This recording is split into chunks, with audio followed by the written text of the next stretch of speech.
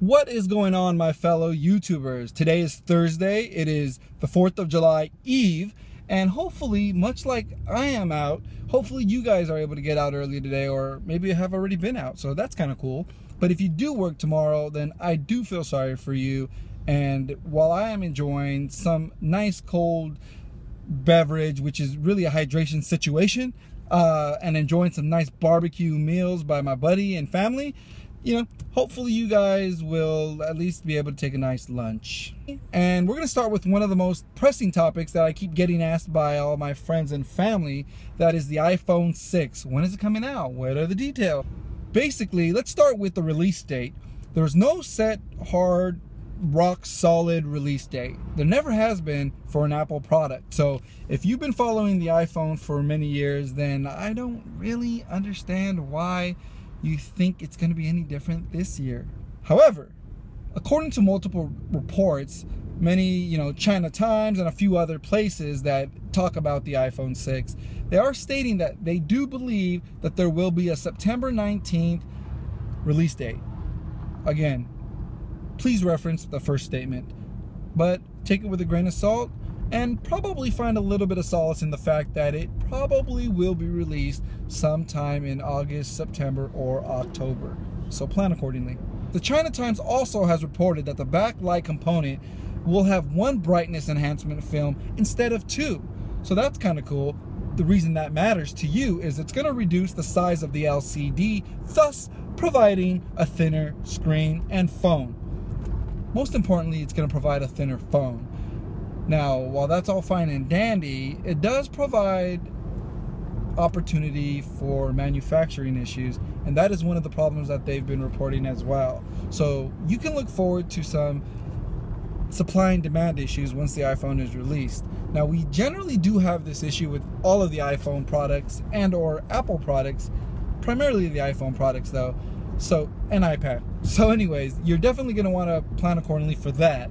Get your pre-orders in, don't slack. And one of the other items to note that I've been following is Apple for months now has been fighting with carriers, or negotiating with carriers, to figure out a price point in which they have wanted to add $100 to the subsidized price.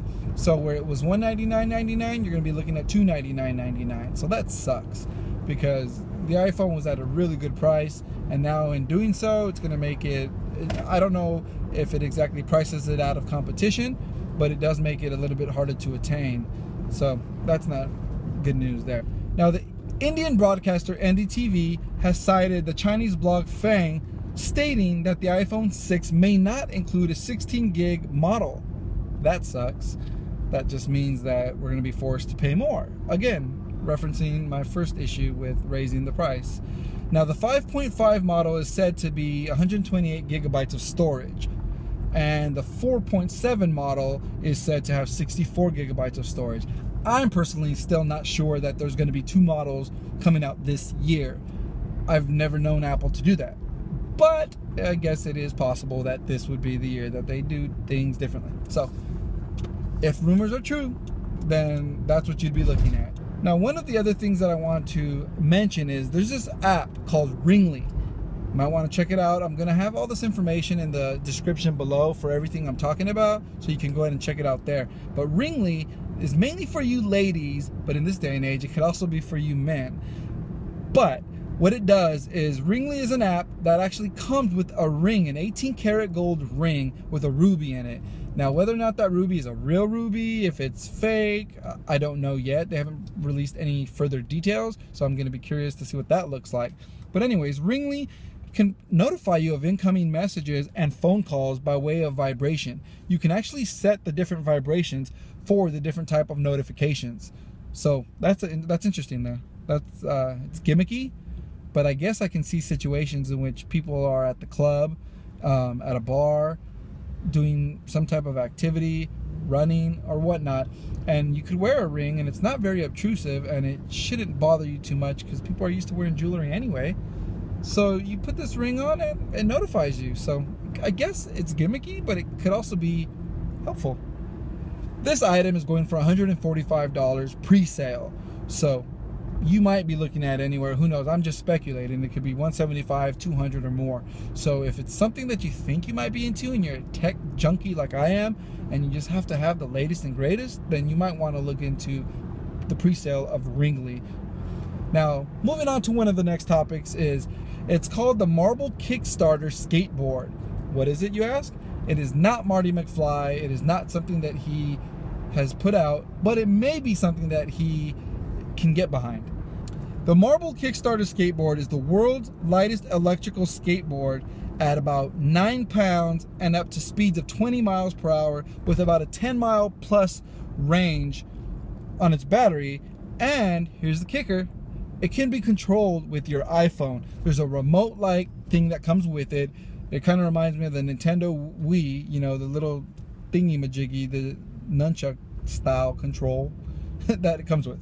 You utilize that, it syncs up with this app, and you can control it with your thumb like it was a video game, but you're controlling it with you on it. There's some video footage of it that I've seen. It works pretty cool.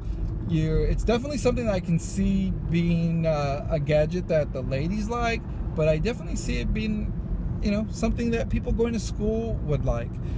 You know, you don't have a means of transportation. It's the lazy way of getting to and from, but it's cool. It's technology, and I'm all for it. Why not?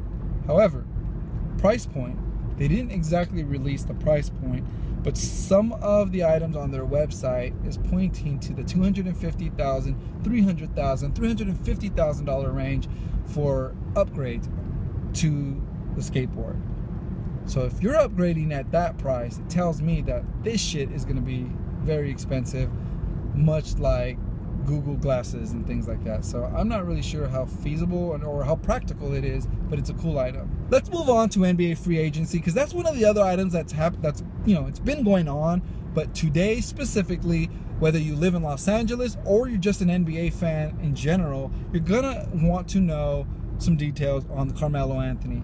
You can definitely Google it, you can look at ESPN, you can go wherever you go for your news. So I appreciate if you come here for your news, because I'm going to give it to you raw. Oh baby, I like it raw. And I'm going to also give you some stories that you're probably not going to be able to find on your own unless you have time to follow every fucking thing like I do. Carmelo Anthony flew into Los Angeles today to meet with the NBA brass, a meeting which actually took about 2.5 hours. Now the little crisp bit behind that is they met with the Lakers for 2.5 hours. They met with, or Carmelo Anthony and his associates and manager met with Mark Cuban at his place, at his actual house, for 2 hours. He met with the Houston Rockets for 6 hours. When he met with the Chicago Bulls, the exact time wasn't disclosed, but he did spend quite a few time working out specifically with Derrick Rose, because he wanted to see if Derrick Rose was in shape so that he wasn't going to be the only superstar on that team next to Joakim Noah. As you know, Carlos Boozer was said to be on the verge of being amnestied. A lot of that has to do with cap space and clearing potential room for Carmelo. But if you follow the NBA, you know Carmelo. You know that Carlos Boozer has been on the cusp of being amnestied for a long time now. The Lakers in this meeting went all out, and I'm talking about all out, all out. In this meeting, here's a few notable attendees. We had Mitch Kupchak, Jim Buss, James Worthy, and one of the surprise guests that, you know, we'll call her a guest. Now, Jeannie Buss did not attend the Dwight Howard meeting, which is interesting, but she did attend this one, which I feel, as a Laker fan, so I am a little biased, this was very important, so she realizes the importance of it. Now, a few other notable attendees, Time Warner executives were there, so that doesn't really surprise me, but that's awesome that they were there, because they can go ahead and pitch Carmelo on some opportunities as it pertains to their channel. One other thing that was pretty cool is The Matrix producer Joel Silver was in attendance. Not only was he in attendance, but he created a short film specifically for Carmelo Anthony, talking to him about the industry. That's freaking awesome. So that's just one thing I wanted to let you know. Now, Kobe was actually scheduled to fly out of Europe early, which he did. He was supposed to be a part of that meeting and pitch things to Carmelo. Unfortunately, due to the fact that with Carmelo meeting the New York Knicks tonight, they're pitching him tonight here in LA, in which they're also here to talk to Paul Gasol. So there's a bigger scheme, a bigger thing going on here that I'll talk about shortly. So the fact that Kobe was not able to meet in time, because with that meeting with New York, they went ahead and pushed the time up due to flight complications. He was not able to be here, but he does fully intend, according to multiple sources, to contact Carmelo Anthony by way of phone sometime tonight after the meeting with New York. Carmelo and Kobe have been in talks long before all of this free agency took place. They've been really good friends since the Olympics, so it's really no surprise that they're going to talk at some point anyways. It was more formality that he was going to be here in person for the meeting, so don't read too much into that. At least I wouldn't. Now, in a bit of fun news for today, how many of you guys, by way of raising your hand electronically, remember Rebecca Black, her song Friday? Friday, Friday, oh, wait, shit, that sounds like I was seeing Justin Bieber. The fuck? If you remember Rebecca Black, we have a new Rebecca Black. This is Rosa G, 4th of July music video, and it's actually by a girl named Carla Solarte. I'm pretty sure I just jacked up her name, but it's Solarte. I added a little bit of Mexican twang, because if you watch the video, she is of Latin descent, some form or fashion.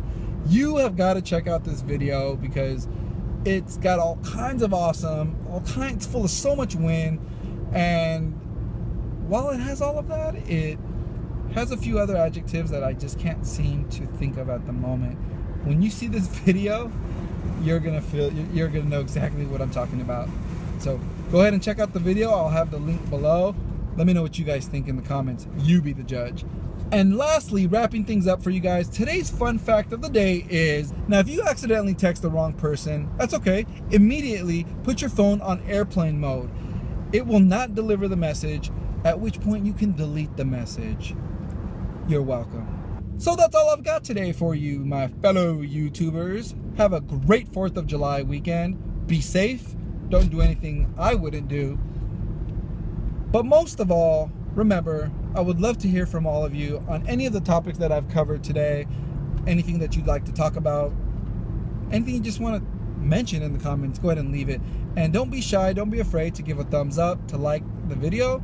And, you know, I'd be more than happy to have you subscribe to my channel. That'd be kind of cool. Until next time, I will see you later.